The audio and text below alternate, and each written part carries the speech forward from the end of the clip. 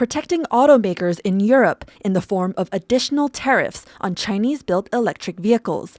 It comes despite efforts from both the European Commission and Beijing to strike a deal. Provisional duties of up to 37.6% on top of its standard 10% car tariff will add billions of dollars in new costs for Chinese brands like BYD, Geely, and SAIC. It's the result of the bloc's largest trade case against China, launched last year by Commission head Ursula von der Leyen, which concluded Chinese EV makers weren't playing by global trade rules and were benefiting from unfair subsidization.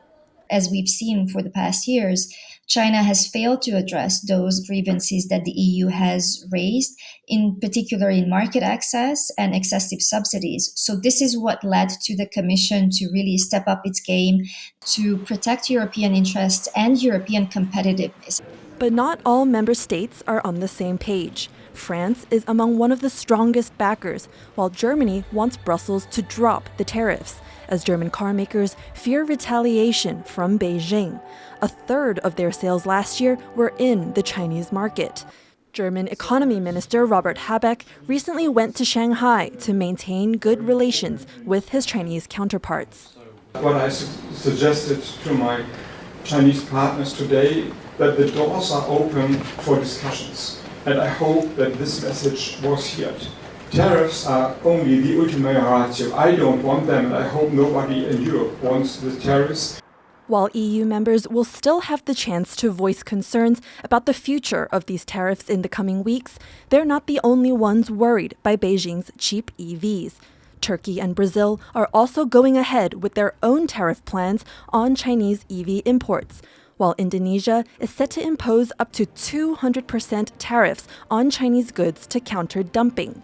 The Southeast Asian nation has just launched its first EV battery plant, aiming to leverage its large reserves of materials like nickel to claim its own stake in the emerging industry. Kemudian masuk ke EV baterai, kemudian pabrik mobilnya ada di sini, terintegrasi dalam sebuah ekosistem untuk mobil listrik. Siapa yang bisa menghadang kita kalau kondisinya sangat kompetitif seperti itu? Notably, U.S. President Joe Biden has slapped on a 100% tariff, effectively making it unprofitable for Chinese EV makers to sell to the United States.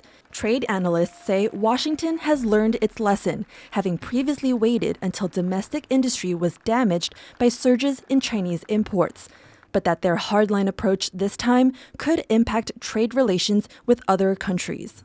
This is going to make the trade landscape even more uncertain, because if the United States, for example, does not allow into our country, let's just say Chinese vehicles that are being made in Thailand, we may find ourselves having some trade friction with Thai authorities.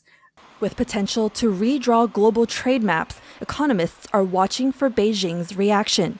In the EU's case, China could up tariffs on European pork, cognac, or luxury cars.